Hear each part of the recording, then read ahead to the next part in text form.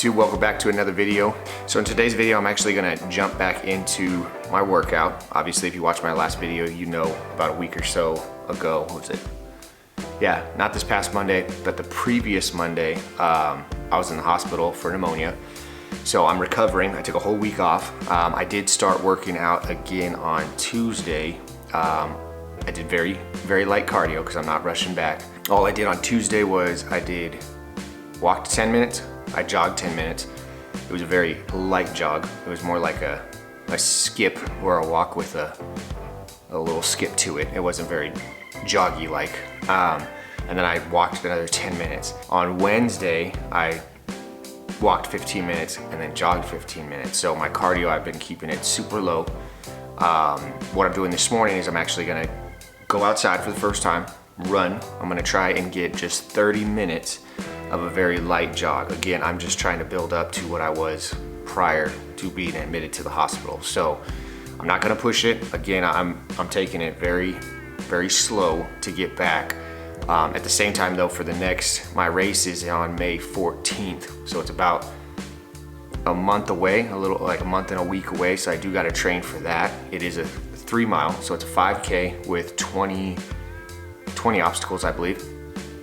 And it's at a 9,000 elevation. So the breathing is obviously gonna be a little bit difficult, but I'm thinking if I do this next couple weeks smart, I should be fine. So this morning, it's currently about 6:30. Again, I've not been waking up at 3 o'clock. I cut that out. And it's crazy because just this past week, I was checking my watch to see how much more sleep I got by just waking up at 4:30 most days and then 5:30 a couple days.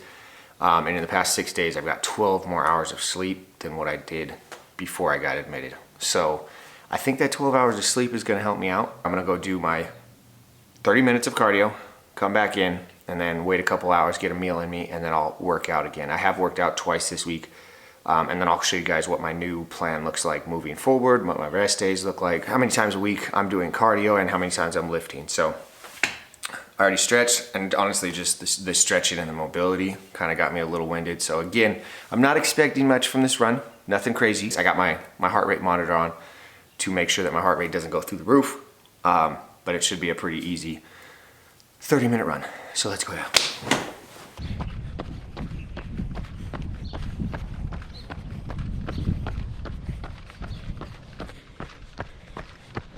Definitely feeling it.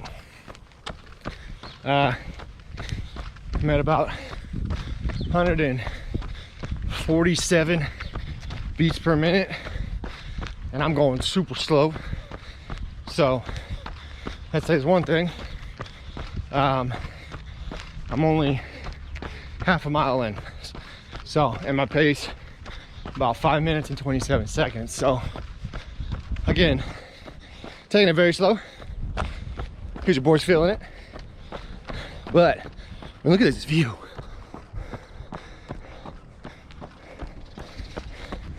I do miss running when it's nice outside as opposed to when it's freezing or on the treadmill. So this is nice, even though it sucks. So I just hit my first mile and it's at a 10-minute, 21-second per mile pace. Which actually I'm kind of surprised about that because I feel like I'm going way slower. But I'll take it. So I'm about halfway through. I'm at 18 minutes. About over a mile and a half. My beats per minute definitely went down. I'm chilling at about 147. So I got a pretty good rhythm. Usually it takes about a mile to get my rhythm anyway. So feeling pretty good. Almost there. All right, so 30 minutes of cardio is done. Let's check the stats, see how I did. I actually feel pretty good. Like I said, I was going super slow, but that's what you have to do when you get back into it. So let's look at the stats. So total time, 30 minutes. I ran 2.76 miles, so I almost hit 3 miles. Burnt 368 calories. Average cadence was 158 steps per minute, and then my average heart rate was 146 beats per minute. So I'm always trying to keep it under 151, so I'm cool with that. And then obviously my pace was 11 minutes and 5 seconds. So pretty slow pace. So if I would have hit 33 minutes, I probably would have hit 3 miles. But again, I'm just easing back into it. But one of the things I was thinking about when I was running, because technically I got a little down, because as of today, I technically should have already had my second Spartan race medal. So I should have completed the sprint last week in San Diego. Obviously I had to cancel that due to pneumonia. So one of the things a lot of people go through is obviously adversity. Adversity comes in all shapes, sizes, whatever you want to call it.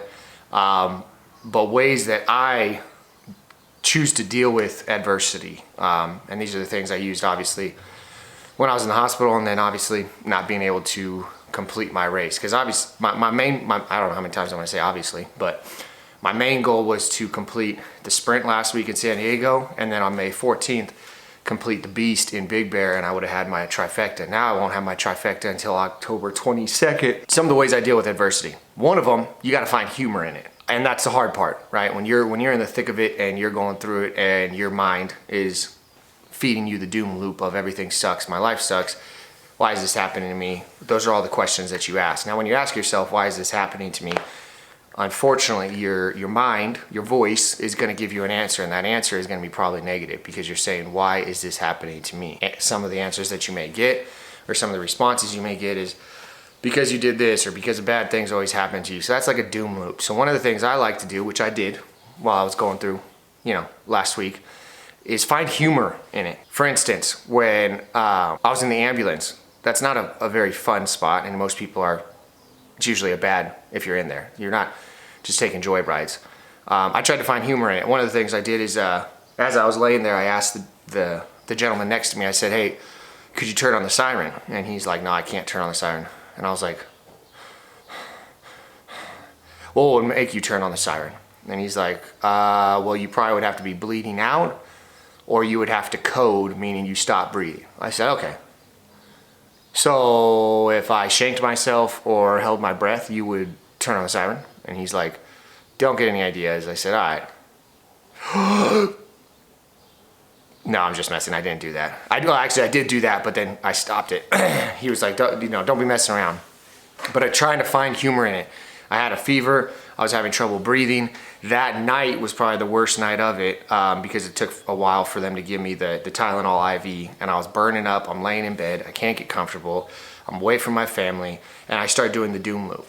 As I'm doing the doom loop, I'm kind of obviously trying to find ways to make this funny, or usually, most people say you'll laugh about this later, and that's kind of what I'm doing right now, but I try to find the laughter as I'm in it. So I'm laying there and I'm like, okay, I gotta get rid of this fever. I can't breathe. I gotta find some comfort. So I remember my cousin reached out to me, who I believe she's a respiratory therapist, so she deals with breathing. Mind you, I've been breathing since I was 5, so I figured I could do it, but she was the one that gave me this advice. Shout out to you, Tabitha. She told me to lay on my side. She said the ideal position to open up your lungs is lay on your stomach, if you're able to. Mind you guys, just to give you a picture of what I looked like, I had wires coming this way. I think the blood pressure was this way. I had EKG wires coming this way. I had my blood, I think it was my oxygen level on my finger. So I had wires all over, because the thing that's monitoring your heart, there's like 16 different wires, right? So anyway, I'm just hooked up to all these wires coming from all different angles. So I'm like, okay, I'm gonna try to lay on my side. So I roll over on my side.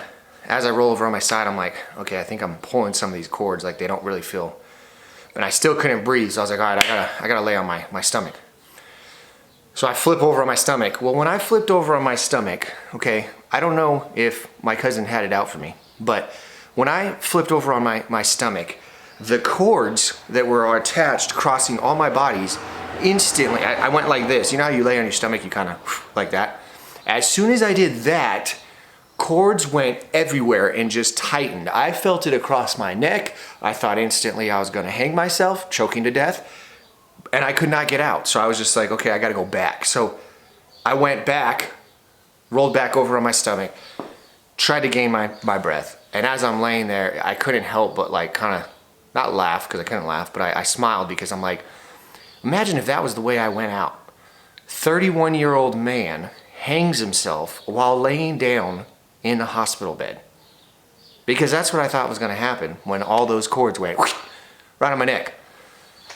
So again, I was just trying to find the humor in it. Second thing that I like to do when I'm in a situation where I'm faced with adversity is, I read this one time and it stuck with me. It says, if everybody in the entire world was to get into a circle and grab their problems and throw them into the circle, so in the middle of this entire circle of people, there's a mound of everybody's problems that they threw in. Chances are, if you saw everybody else's problems, you'd want your problems back. And that's something that always sticks with me as soon as I face adversity, just because as I'm laying in the hospital, all I kept thinking was, it could be worse. And start thinking about ways that it could be worse. I'm talking extreme. Ways that you probably don't even want to think of, ways that you probably would hope that would never happen to you. Think that extreme. Chances are, when you think that extreme, you actually count your blessings of where you were at. I said it last week in my last week's video that worst case scenario, Cassie could have been in this situation. Adeline could have been in this situation. Any one of my other family members could have been in this situation, and that would have sucked a lot worse. Me being in it, obviously, I kind of knew what was going on, but I don't want this to happen to anybody, or worse. I mean, when you're in the ER and you kind of see what everybody else is in there, it's kind of that situation. You see everybody else's problems and you realize your problems aren't that bad. So it's perspective. So my 2 hints for overcoming adversity: find some humor in it, and then obviously get perspective of realizing it could always be worse. And then my last tip, like I said, realize that everything happens for a reason. Look back on every situation you had in your life where there was a problem. Chances are when you were in it, you were like, this sucks, this is my worst problem. And then as time progresses and your mind clears and time goes on, you are able to look back on that. And I guarantee that if you really try, you could look back on that situation and find some positive in it, realizing, I'm actually glad that happened because it led to this. Or if that didn't happen, this would have happened. So just perspective, just a little advice on how to overcome adversity. Now that we got that out of the way, I'm gonna go inside, I'm gonna eat a post-workout meal, which is technically also my pre-workout meal, because I'm gonna eat that, hang out with the family, and then in about an hour and a half, I will actually come back out here and do my push workout. So stay tuned for that, but let's go eat first. So this is what breakfast looks like. Get some honey, 2 scoops of chia seeds, 1 cup of oats, 2 scoops of protein, some almond milk, and then a teaspoon of almond butter. And this is what the finished product looks like. It is bomb.com, and it's super quick. So during the week, I'll eat this, but it's overnight oats. So I do the same thing, but just let it sit overnight. On weekends, I like to actually microwave it because, 1, it switches it up and it's bomb when it's hot. On top of that, one of the things that me and Cassie decided is, me being in the hospital, is our immune system is trash, so we gotta improve it. So look at this, I call it the Build Back Buffness stack that I take every morning now. So we got the greens and the reds. I've been taking that every day, but now added to the pack, we got vitamin A, fish oil, vitamin C, zinc, and of course, vitamin D. So come at me, pneumonia, and see what happens. So this should hopefully prevent any more pneumonias, outbreaks, pneumonia scares, whatever you call it, and keep me healthy and happy. That is the plan. Good morning, Chunky Tuna. What was that face, sir? Huh? Do you not know what this is? Do you want to see yourself? Who's that? Who's that? Is that you? Oh, hi! Good job! You say hi, huh? You guys say good morning. Yeah, can you say good morning? Say morning. Good job, Mama. Let's see. Who's that? Who's that? Leo, stop! I don't want kisses. You funny, yeah. No. Oh, you want more? Okay, here.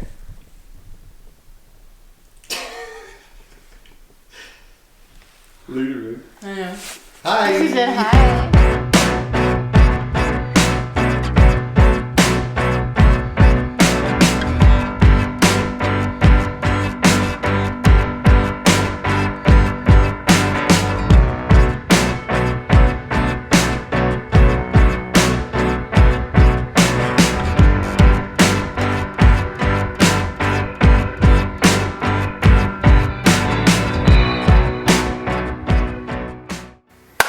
All right, we are back and we are about to jump into the push workout of the day. But before I do that, I wanted to give you guys an update on actually what my new programming looks like. Because again, like I said in my last video, I had to make some adjustments so that my body can recover and I do not end up in the hospital again. So let's look at it. So we are right here. This is Saturday. I don't know if you guys can see that. I'll break it down. I'll probably write it on the screen what it looks like. But this is what my full week of workouts looks like. It breaks down the running, the core, and the workouts along with my rest days and what time I plan on waking up for the remainder probably of my life or until the next race. So we're gonna start on Sunday. So Sunday is gonna be easy run. Sunday, I plan on waking up at about 5:30, doing my easy run. And depending on how it works, most likely I will do my easy run, take a break, a couple hours later I'll come out and do pull. I'm mixing in the push-pull workout because I do like that style of working out. So Sunday calls for an easy run and a pull workout, and I'll wake up at 5:30. Monday, easy run, legs, along with core. So Mondays I have to wake up at 4:30, not 3 anymore. I'm not doing that nonsense. I will wake up at 4:30, do my easy run, knock out my core, and then when I get off work at about 3:30, I will do legs, okay? Tuesday, completely off. The reason why Tuesday is completely off is because that is the day Cassie works, and as soon as I get off work, I have to pick up Adeline, and I'm on baby duty, or daddy duty, whatever you wanna call it. I wake up at 5:30 that day, completely rest. Wednesday calls for a tempo run. I will go into detail on that when I actually do the tempo run. Tempo run in the morning. I'm waking up at 4:30 that day. So wake up at 4:30, get into the garage at about 5, and then do my tempo run. I will do my push-pull workout at about 3:30 that day when I get home from work. Thursday, I'm waking up at 4:30 again. I got an easy run, core in the morning, and then I do arms at about 3:30 in the afternoon on that day. Friday, completely off. I wake up at 5:30. So this program is different from my last one because my last one I was basically working out 6 days a week with only 1 off day. This one, now I'm doing 2 off days. And then Saturday, which is today, I'll wake up at 5:30, so it's like sleeping in a little bit. I'll do a long run. Obviously today was not a long run because I'm still getting back into it, but Saturday will be a long run mixed with core in the morning. That will be my AM workout, and then my afternoon workout, or my, I would say, noon workout. I'm not gonna probably wait until 3:30. I'll probably do it right before lunch. I'm gonna do a push. So that is today. So I will be doing my push workout. I'm gonna go through that. I'll show you guys some highlights. I probably will actually do the full video, breaking it down, my sets, reps, range, all that stuff in the following week. But this is what I'm looking at. This is technically my new programming. I had to switch it due to what happened last week. But I think this will be more effective. And like I said, I feel a lot more rested because I have 12 more hours of rest than what I'm used to. So anyways, that is what the program looks like for the next probably 8 to 12 weeks, depending on how I feel. I may switch it up, but I'm definitely gonna keep my 2 rest days for now until I fully recuperate. So I'm already warmed up, got the pre-workout in me. I am going to knock out this push workout now. Let's get it.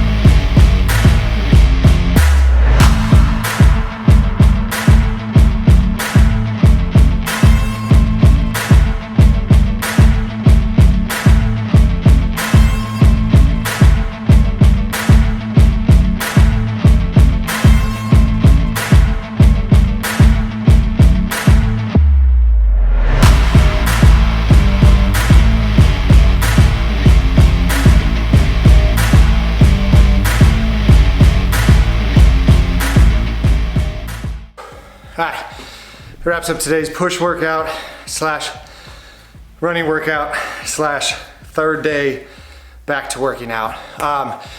Again, with this push workout, since I did arms on Thursday, I don't really incorporate that much triceps. I'm more focused on obviously bench press and shoulders because technically my push workout is the only day that I hit my shoulders.